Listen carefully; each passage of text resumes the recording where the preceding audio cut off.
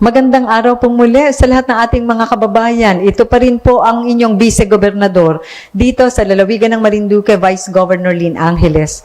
Ngayon po ay ngayon April 28, ay ginanap ang 35th regular session ng Sangguniang Panlalawigan. And as usual, gusto ko po kayong kwentuhan. Pero bago po yan, ay ginanap rin ang closing ceremony ng Palarong Panlalawigan 2023 dito ho sa Marinduque, at tayo po ay nagbigay ng isang maikling mensahe sa pagtatapos ng Palarong Panlalawigan. It was a very successful event, kaya kinocongratulate natin ang lahat ng mga naging instrumento para sa matagumpay na Palarong Panlalawigan dito sa Marinduque. Kaya po, muli nating pinapasalamatan ang DepEd family sa pangunguna ng ating bagong Schools Division Superintendent, Dr. Lynn Mendoza, at gayon din ang lahat ng mga LGUs mula sa pamahalaang panlalawigan, mga municipal government units ng 6 na bayan, at sa lahat ng private sector, groups, at syempre ang lahat ng mga mandalaro sa, sabi ko nga po, ay naging matagumpay na provincial meet dito sa Marinduque. At kagaya po ng nabanggit ko, ginanap namin ang aming ika-35th regular session dito sa Sangguniang Panlalawigan ng Marinduque, at nagbigay ng privilege speech ang ating kasama Bokal Danny Red tungkol sa kanyang obserbasyon sa opening ng provincial meet na binabanggit ko sa inyo kanina, and some queries and recommendation kung paano pa higit na magiging maganda ang representasyon ng mga katuwang mula sa provincial government sa mga activities kagaya ng provincial meet. At gayon din sa session namin ito ay naging panauhin namin si Director Danny Mandia, ang siya pong tumulong sa atin sa pagsasagawa ng senakulo noong panahon ng Semana Santa dito sa lalawigan ng Marinduque, at ipinagkaloob ng Sangguniang Panlalawigan sa kanya ang isang resolusyon ng pasasalamat sa kanyang tulong at naging kontribusyon sa matagumpay na teatro ng senakulo noong panahon ng Semana Santa. Naging panauhin din po natin ang ilang mga kaibigan, katuwang mula sa Aerox Club Philippines, sa panguna ng kanilang National President, si Sir John Paul Constantino, na bagamat hindi na naninirahan dito sa lalawigan ng Marinduque, ay tubong Torrijos. Kaya po binitbit niya ang kanyang mga kasama sa Aerox Club Philippines, na halos sa ngayon we were told na umaabot sa around 200 Aerox Club members ang naririto ngayon sa Marinduque, at nagjo-join sa kanilang activity at umiikot-ikot sa magagandang lugar ng ating lalawigan. Kaya maraming salamat sa Aerox Club sa pangunguna ni Sir John Paul Constantino. Gayon din ang pinakang presidente nila sa Marinduque, si Sir Sherwil Reyes. At ano naman ho ang mga naaprobahang resolusyon sa session na ito? Isa ho sa highlight ng session na ito ay ang pag-aaproba ng isang resolusyon na nagbibigay ng authority sa ating kagalang-galang na Governor Presby Velasco para mag-enter into a memorandum of agreement with the Department of Agriculture. Ito po ay para sa pagpapahiram ng DA ng 2 vans. Isang unit na 2-tonner refrigerated van at isang unit ng 2-tonner wing van na pwedeng gamitin ng lalawigan ng Marinduque bilang kadiwa agri-cart at kadiwang gawa ng pamahalaan cart. Bahagi ito ng programa ng DA.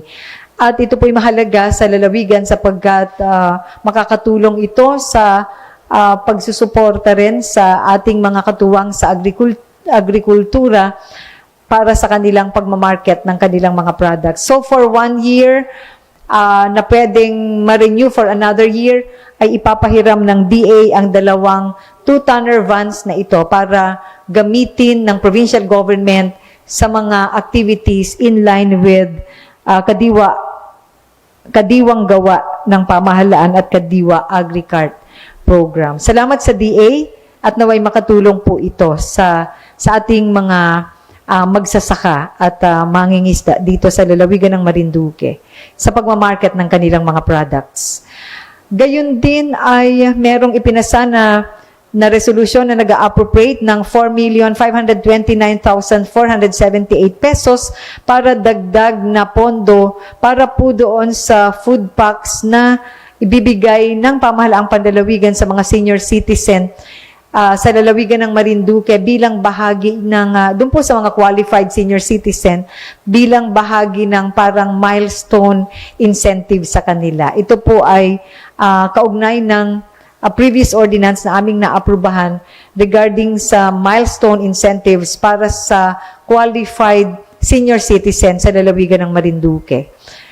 At sa mga ordinansa naman po mula sa mga bayan-bayan ng lalawigan na ni-review ng Sangguniang Pandalawigan, ito hong Municipal Ordinance number 273 Series of 2023 ng Buenavista, tungkol sa pag-grant ng cash incentives sa mga qualified barangay nutrition scholars sa Buenavista na nag-render ng at least 20 years of voluntary service at yung kanilang pag-appropriate ng necessary funds for that purpose ay idineklara ng Sangguniang Pandalawigan to be valid and within their authority to enact. Kaya congratulations, Buenavista. Napakaganda po itong ordinansa na ito at matutuwa ang mga ating katuwang na volunteers and frontliners na BNS na naglingkod ng at least 20 years sa insentibong ito. Maraming salamat po. Beautiful ordinance. At gayon din ho, sa bayan pa rin ng Buenavista, yun hong kanilang ordinansa bilang 274 Series of 2023 na nagre-regulate naman ng pagta-transport o yung pagta-travel ng mga bata na nakasakay sa motorsiklo along the roads of the municipality of Buenavista ay dineclare din ng Sangguniang Pandalawigan to be valid and operative. Yun naman pong ordinansa ng Bayan ng Gasan, number 196 Series of 2023, with the title Comprehensive Aerodrome Safety Ordinance of Marinduque Airport located in Barangay Masiga, Gasan, Marinduque ay idineklara ng Sangguniang Pandalawigan to be ultra vires in part. Pag sinabi pong ultra vires, ibig sabihin niya merong mas mataas na batas na umiiral na medyo hindi tumutugma sa ilang probisyon ng ordinansang ito.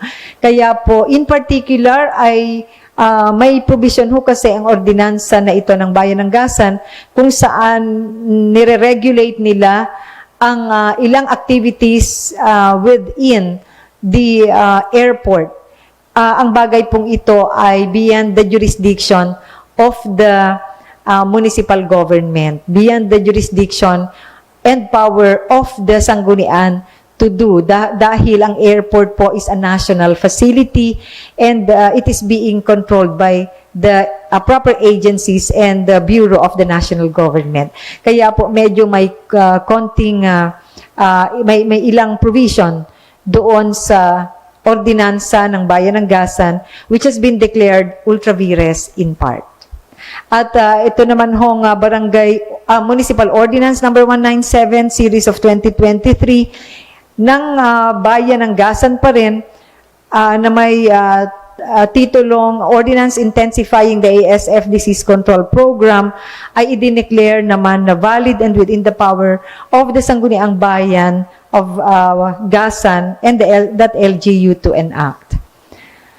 Ito hong Municipal Ordinance number 2023-279 of the Municipality of Mogpog with title and Ordinance amending Section 17, 18, and 37 of Municipal Ordinance 201-084 o yung pong kanilang Municipal Fisheries Ordinance ay idineclare din ng Sangguniang Pandalawigan to be valid and within the power of the said LGU to enact. So may konti pong pagbabago sa ilang provision ng ilang section ng umiiral na fisheries ordinance sa bayan ng Mogpog. So far, yun lang ho ang ating mga ilang naging highlights and ako'y nagpapasalamat sa ating naging interim presiding officer nang tayo po ay saglit na umattend nga sa closing ceremony ng palarong panlalawigan. So maraming salamat po sa lahat ng ating mga kababayan na patuloy na sumusubaybay sa mga inisyatibo at gawain ng Sangguniang Panlalawigan ng Marinduque, ng Pamahalaang Panlalawigan ng Marinduque. At sapagkat malapit na ang May 1, Labor Day, ito po ay araw ng mga manggagawa. Kaya naisong samantalahin ang inyong lingkod na batiin at pasalamatan ang lahat ng mga katuwang sa paglilingkod, lahat ng manggagawang Pilipino, lalo na po ang mga manggagawa na katuwang namin sa provincial government, sa Sangguniang Panlalawigan, sa tanggapan ng Vice-Gobernador. Maraming salamat sa inyong tulong, sa inyong pagiging katuwang namin sa paglilingkod. Mabuhay ang manggagawang Pilipino! May 1, Labor Day. Enjoy po ang lahat ng ating mga kapwa manggagawa. Muli po, ito po ang inyong Vice-Gobernador dito sa lalawigan ng Marinduque, Vice Governor Lynn Angeles. Happy weekend po.